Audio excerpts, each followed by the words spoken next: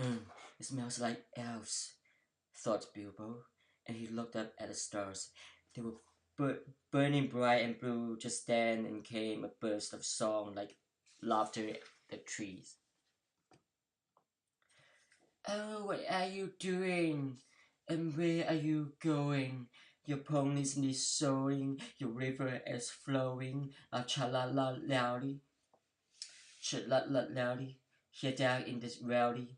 Oh, what are you seeking, and where are you making? The faggots is out reeking, the bannocks are banging. Chilly-lolly, the valley is joining. Ha ha. Oh, where are you going? With beards all raggy. No knowing, no knowing. What brings Mr. Baggins and Benny and Darling down into the valley in June? Ha ha.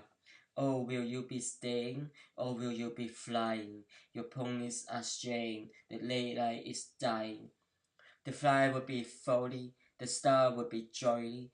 They listen and bark to the end of the dark, to our tomb, ha ha. So they laughed and sang in the trees and pretty fair Londons, I dare say you think it. Not that they would care, they would only laugh all the more if you told them so. They were elves, of course. Also, Bilbo caught a glimpse of them as the darkness deepened. He loves elves. He loved elves. Thought he shouted at them, but he was a little frightened of them too. Dwarfs don't get on well with them. Even decent enough dwarfs like Thorin and his friend think them foolish, which is which is very foolish thing to say, and get annoyed by them. For some elves tease them and laugh at them, and most of all at their beards. Well, well, said a voice. Just look, Bilbo the Hobbit on the pony, my dear. Isn't it delicious? Most astonishing, wonderful. Then off they went into another song as ridiculous as the one I've written down in full. And last one, a tall young fellow came out of the trees and bowed to the Gandalf and to Thorin. Welcome to the valley, he said. Thank you, said thank you, said Thorin, a bit gruffly. But Gandalf was already off his horse and among the elves, talking merrily with them. You are a little out of your way, said the elf. This is if you're making for the only path across the water to the house beyond. We will set you right, but you had best get on foot until you are over the bridge. Are you going to stay a bit and sing with us? And will you go straight on? Supper is preparing over there, he said. He said, I can smell the wood fires on the cooking, for the cooking. Tired as he was, Bilbo would have liked to stay a while. Elvis sang. Elvis singing is not a thing to miss. In June under the stars, not if you cared for such thing. Also, he would have liked to have a few private words with these people that seems to know his name and all about him, although he had never seen them before. He thought the opinion of his adventure might be interesting. Elves know a lot, and are wonders for news, and know what is going on among the people of the land as quick as water flow and quicker.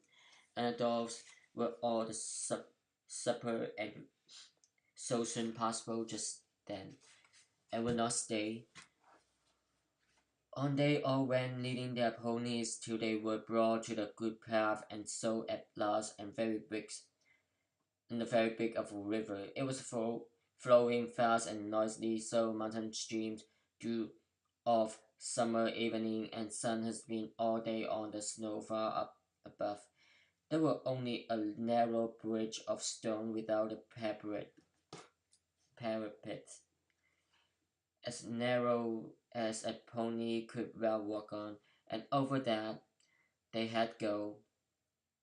slow and careful one by one, each leading his pony by the bridle.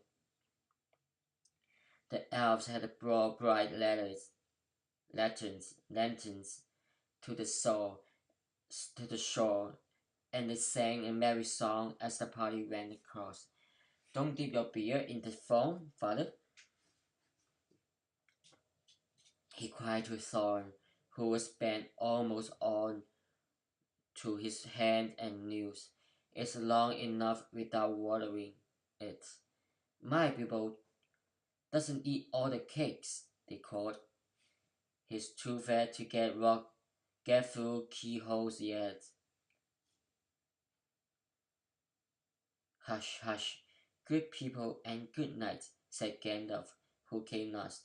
Valleys have ears, valleys have ears, and some elves have over-merry tongue. Good nights. And so at last they all came to the last homely house and found its doors flung wide.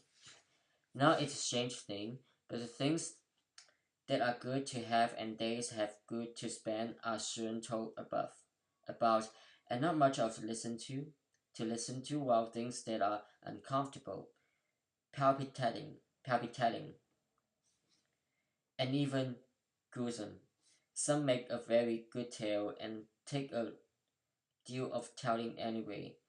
They stay long in the good house, 14 days at least, and they found it hard to leave. People would gladly have stopped there for ever and ever.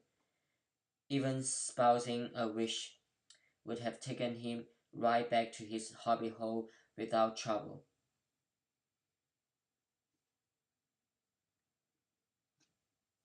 Yet there's a little to tell about their stay. The master of the house was an elf friend, one of those people whose father came into the strange story before the beginning of the history. The wars of the evil goblin and the elves and the first man in the north. First man in the north. In those days of our tales, there were still some people who had both elves and heroes of the north for ancestors, and Elrond, and master of a house, was their chief. He was as noble, as fair in face as an elf lord, and as strong as a warrior, and as wise as a wizard, as venerable as king of dwarfs, and as kind as summer. He comes into many tales, but his part in the story of Bilbo Great Adventure is only a small one, though important, as you will see if they ever get to the end of it. His house was perfect, whether you liked food, or sleep, or work, or storytelling, or singing, or just sitting and thinking best, or a pleasant mixture of them all. Evil things did not come into the valley. I wish I had time to tell you even a few of the tales, or one or two of the songs they heard in the house. Often the ponies as well grew fresher and strong in a few days there. Their clothes were mended as well as their bruises, their tempers and their hopes. The bags were filled with food and, and provision, light to carry but strong to bring them over the mountains passes. Their plans were improved with the best advice. So the time came to the midsummer eve, and they were to go on again with the early sun on a midsummer morning. Elrond knew all about runs of every kind, and they looked at the sword they had brought from the troll's lair, and he said, "These are not troll make. They are old swords, very old swords of the high elves of the west, my king. They were made in Goblin for the goblin wars. They must have come from a dragon's hoard and goblin plunder, for dragons and goblins destroyed the city many years ago. This Thorin the rune's name Orcrist, and goblin clever in the ancient tongue of Gardaland. It was a famous blade. This Gandalf was a Gandring, foe hammer, and the king of Gondolin once wore. Keep them well. Whence did the trolls get them, I wonder? Said Thorin, looking in his sword and with new interest. I could not say it, said Elrond, but one may guess that your trolls had a plunder other plunderers, or come on the remnants of old robberies in some holes in the mountains. I have heard that there are still forgotten treasures of old to be found in the deserted caverns of the mines of Moria since the Dwarf and Goblin War. Thorin pondered these words. I will keep this sword in the honor. May it soon cleave goblins once again. I wish that is likely to be granted soon enough to the mountains, said Elrond. But show me how your map. Show me now your map. He took it and gazed along it, and he shook his head, for it did not altogether prove the dwarfs and their love of gold. He hated dragons and his cruel weakness, and he grieved to remember the ruin of the town of Dale and its merry bells, and the burned bank of the bright river running. The moon was shining in a broad silver crescent. Is it broad in a broad silver crescent?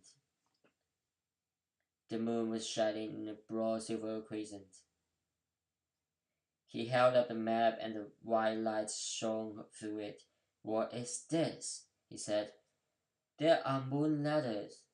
There are moon ladders here, besides the plain ones which say 5 feet high, the door and 3 may walk a breeze. What are moon ladders?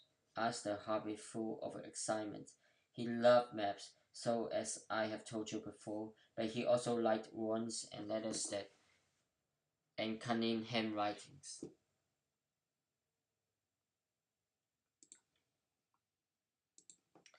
Cunning handwritings. Though when he wrote himself, it was a bit thin and spidery.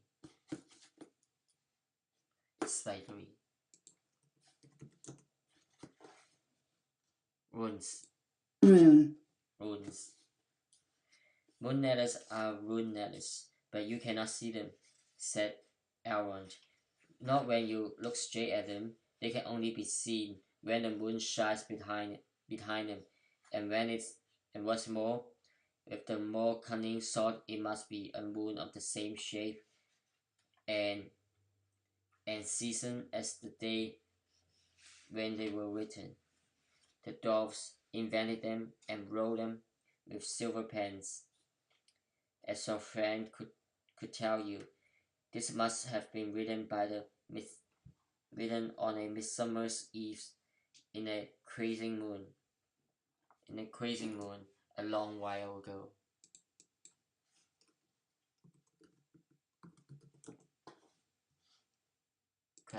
Crescent moon. A crescent moon. What did they say? Asked Gandalf and Thorin together, a bit vexed. Perhaps that even Elrond should have found this out first, though really there had not been a chance before, and there would not have been another until goodness knows when.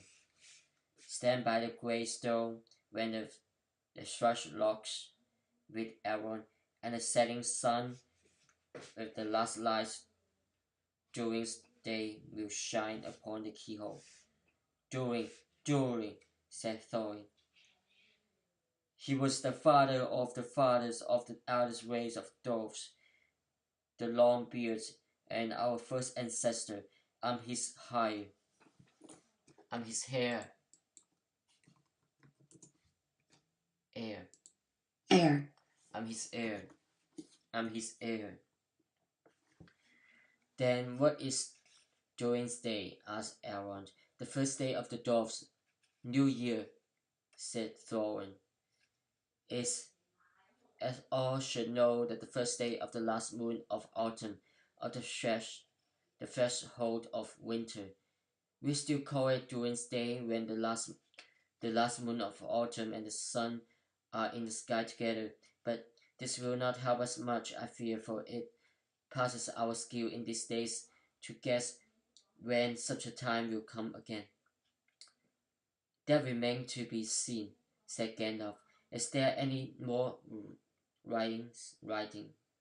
Learn to be seen at this moon, said Elrond, and he gave the map back to Thorin. And when they went down to the water to see the elves dance and singing upon the midsummer's eve, the next morning was a midsummer's morning, as fair, as fresh as could be dreamed, blue sky and never a cloud, and the sun dancing on the water. Now they roll away amid songs of fairy and good spirit, with their hearts ready for the more adventure and the knowledge of the road, and they must follow over the misty mountain to the land beyond.